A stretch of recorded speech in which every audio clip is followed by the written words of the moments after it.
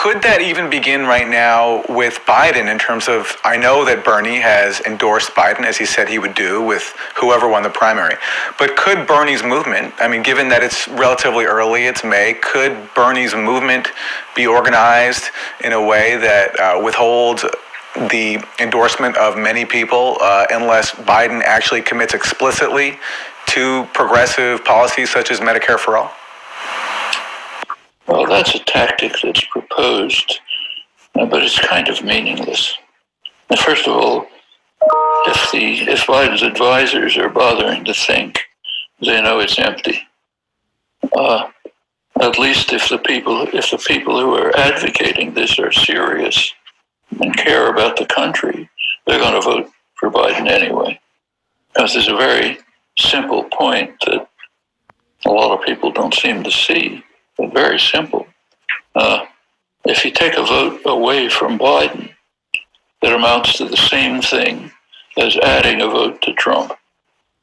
So if you decide, I'm not going to vote for Biden, that's the same as if,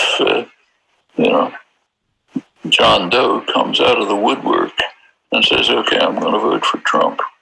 Changes it by, in fact, to think it through, it's actually 2 votes for Trump if you don't do it, but let's not go into the details. It's essentially voting for Trump.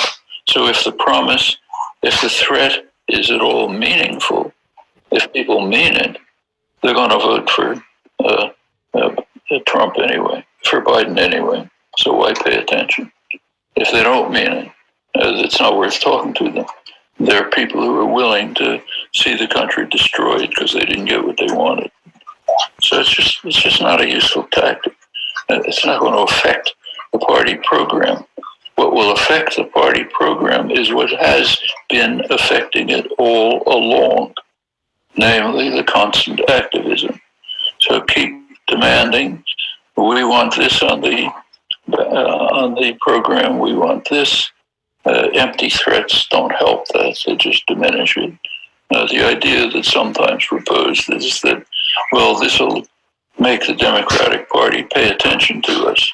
So 4 years from now, maybe they'll be different. And first of all, it's not going to happen.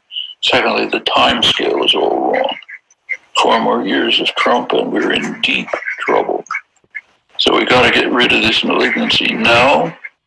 We know how to do it. Take off a couple minutes in November and push the lever. And meanwhile, keep the pressure on. And keep the pressure on afterwards. That's the tactic that works. We've seen it work. It's working right now. If Biden were elected, I could easily see him returning to the Iran deal that his administration